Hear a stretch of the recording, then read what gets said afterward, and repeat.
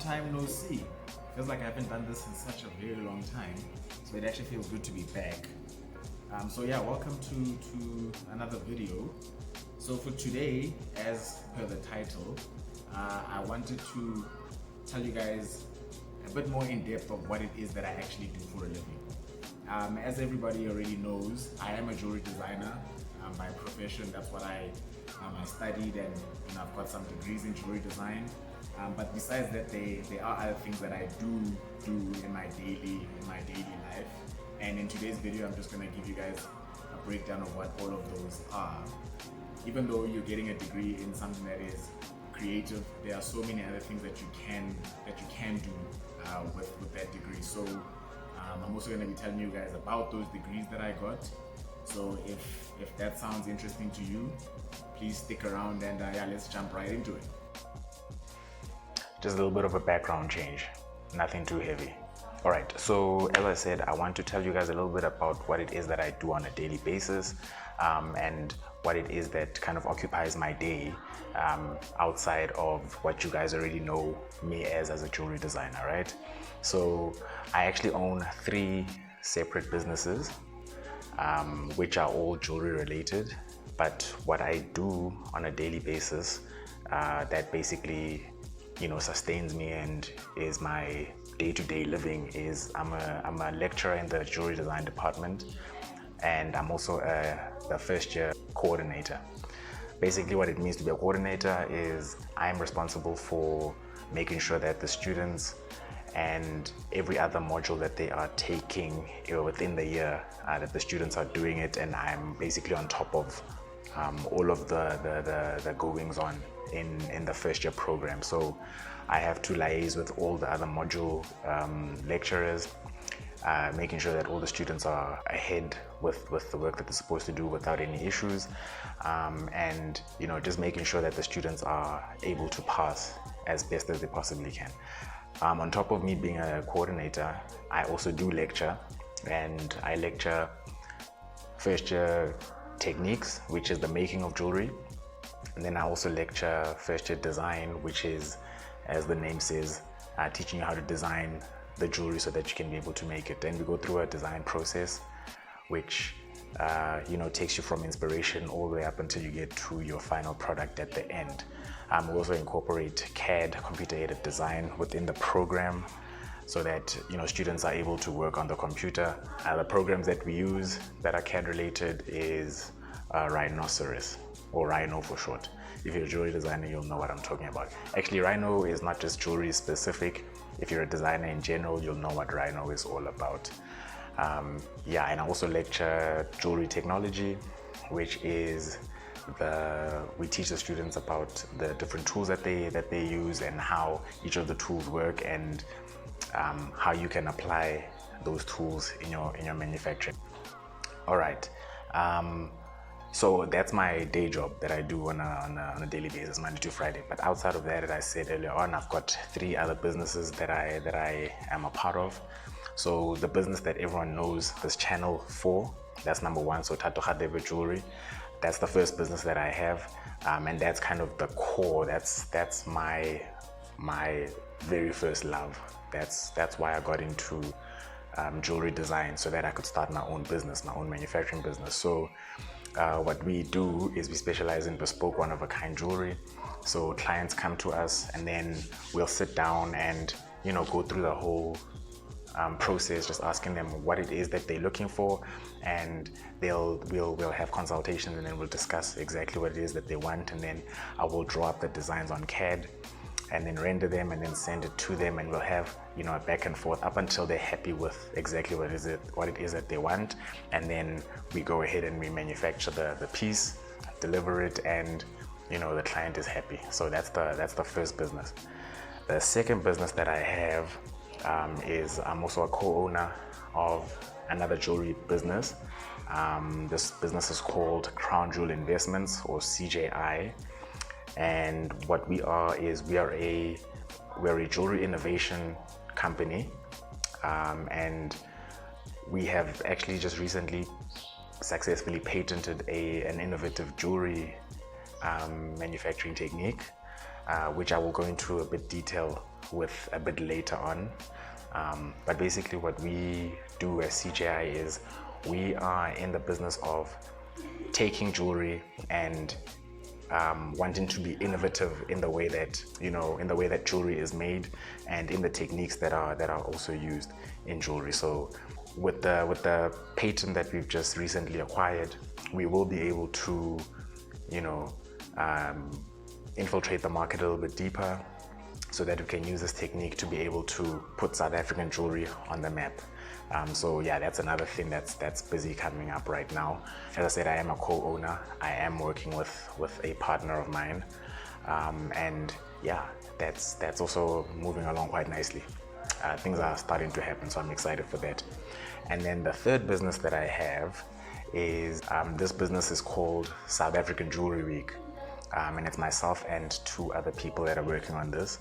So basically what South African Jewelry Week is we are a platform and an organization that looks to promote and uplift South African jewelry designers by having a 5-day long event. And within that 5-day long event, we have activities that are jewelry related, and we have exhibitions, we have jewelry panel discussions. So we have industry leaders and thought leaders coming together, and then we discuss everything that is jewelry related. And we kind of cap the 5-day long event off with a runway showcase event. And this runway showcase event is open to any jeweler that wants to take part in the Jewelry Week event. So if you're a jeweler yourself and you want to take part, you send us images and designs that you are currently working on, and then if you're selected, we have this runway event, and then you get to showcase your stuff on the runway. And what that is basically, the idea behind all that is people come and view the work, and it kind of makes the consumer in South Africa aware of this thing called contemporary jewelry and just jewelry in general. And we're trying to make it as a way that if people are thinking of purchasing jewelry, their mind needs to be open that there are actually specialists within the jewelry field that can make jewelry to your specification, and that you don't necessarily have to go and buy anything that's mass produced, right? So with this event, everybody that comes in is a jewelry designer, and they basically design and make their own stuff, and we're giving them a platform to be able to do this, right? And then to cap this all off is with the runway event that happens, the winner of the showcase event then wins a cash prize. So it's also basically a competition as well, right? And the viewing public can obviously come through and have a look and see what it is that they like, and you might find yourself a jeweler that is specific to the kind of style that you like, and then you build a relationship like that. So yeah, that's basically the story of what it is that I do as for a living. And these 4 things that I do basically take up my whole week, and I find a way to try and make sure that all of these responsibilities are taken care of throughout the week. It's not easy, obviously, but if you've got the passion for something like I do, I'm very passionate about jewelry, and obviously all the stuff that I've told you about are all jewelry related, so I will make sure that I find the time to make sure that they are all done, and just to see jewelry win at the end. And that's basically what I'm all about. All right, so I think it's safe to say that none of the stuff that I do every day would be possible if I didn't go to university to study. Not to say that it would be impossible per se, but it would be a little bit extra difficult to be able to do all the stuff that I do, right? So I'm a firm believer in education. If you do educate yourself, you have a better chance of succeeding in life. Okay, so that's a fact. Yes, there are people that make it out and become a success without education, but they have to work just that much harder to be able to succeed as well as somebody who has educated. Unless you are from a family that has a lot of money, and you can be funded to start your own business, you need education in order for you to be able to do anything that you want to do. All right, so I myself studied at University of Johannesburg, the same place that I'm working at right now. I got my national diploma in jewelry design and manufacture in 2000 and what year was it? 2010, right? And then in 2011 I came back to do my postgraduate degree, my very first postgraduate degree, which was a BTech degree, also in jewelry design and manufacture. And that year was the year when I discovered my love for weaving. So I did my BTech degree in weaving. I've spoken about weaving a little bit earlier on in my early videos. And I spent a year doing that, and that included writing a 40-page dissertation, as well as the manufacture of, I think I made 18 pieces that year, 18 contemporary pieces, which all had weaving incorporated within it. I have shown some of the work that I did in my BTech in I think it was my third video.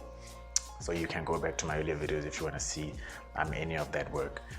And then I spent about 3 years without studying anything, because I then moved to another city to go and work there. And I spent 3 years in that city, and then I came back to Johannesburg, came back to the jewelry department again, and in 2015 I applied to do my BA Honors degree.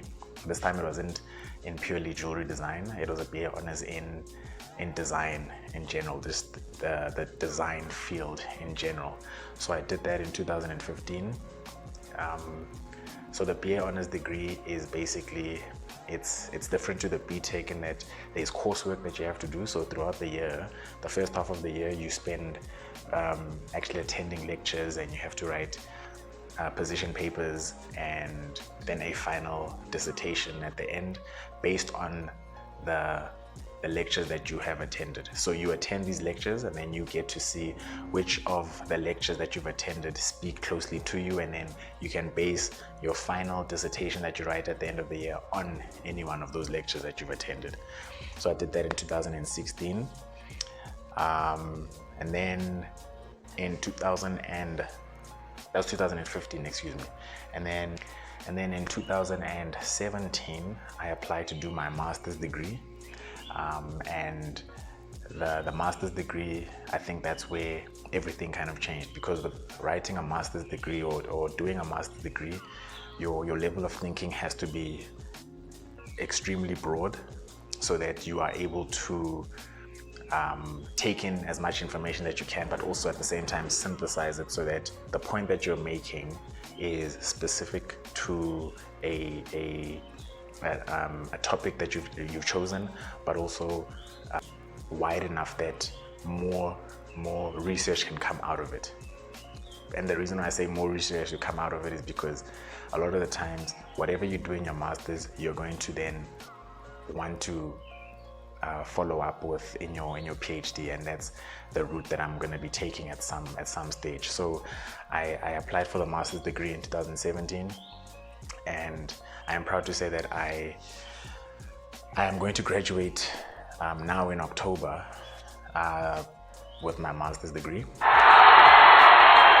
This took a lot of energy, and a lot of late nights, and a lot of early mornings, and a lot of sacrifice in order for me to be able to do this. So I'm very happy to finally be completing my master's degree. And one thing that I can say is, in all the degrees that I've gotten at UJ, is what happens at UJ is you get taught how to think laterally, especially in the postgrad degrees. So our advanced diploma degree, which is coming into effect in the year 2021, our BA Honors degree, and of course our master's degree, all of those degrees have the ability to make a person think laterally, but also quite focused, so that you are able to come up with new knowledge while at the same time focusing on something specific. And you know, there's a wealth of talent at the university itself, especially because the degrees that I'm speaking about, the BA honors and the masters, they aren't specific to the course that you're in, but you can specialize in that because of the undergrad background that you have. All right, so because they're not specialized into, let's say it's not a jewelry design master's degree. If that was the case, then I think you'd be thinking within the jewelry space by itself. But because the degree is a design degree as a whole, you are getting knowledge from people from industrial design, you're getting knowledge from people from architecture, people from, you know, interior design, industrial design, all of these different design fields that we have within the university, within the faculty itself. You're getting knowledge from all of those people, which when you come back to your home department, you can use all of that knowledge to be able to come up with some research that will be one, novel, and two, which can be used by future graduates or future students within the faculty to come up with their own research at a later stage. So I think that kind of model that is being followed at the university is a very good one, and I think attributing to the person that I am right now as a designer and as a lecturer is based on the knowledge that I got in my postgrad degrees. You know, at the moment our applications are still currently open, so if there are people that are wanting to apply to do their postgrad degrees, whether it's your BA honors, whether it's your advanced diploma, your BA honors, or your master's degree, you know, applications are open. You can visit the UJ website yourself to have a look at what kind of stuff, to have a look at how you can apply. And yeah, it would be great to have people, you know, applying and just to get to see exactly what it is that I'm talking about. And that's basically what I have to say about my degrees. I'm very happy that I got them, and they have really put me on a trajectory moving forward that, you know, I would not have been able to get if I didn't study. Yeah, so I hope you guys enjoyed this video. If you have any comments or questions that you'd like to ask, again, don't forget to comment down below, and I'll be sure to answer any questions, especially if there's anything that I explained that might not make any sense to you about what it is that we do as you know, my different jewelry design companies that I have, and what I do as a lecturer as well. If there's any questions, any comments, please drop them down below, and I will definitely be answering any of those. I hope you did enjoy this video, and I'm sorry that it took as long as it did. You know, life gets in the way a lot these days. There's a lot happening, as I've just mentioned to you guys now. So I'll be sure to post another video sometime soon. But until then, I hope you guys have a really good rest of your day, and I'll see you guys in the next one. Peace.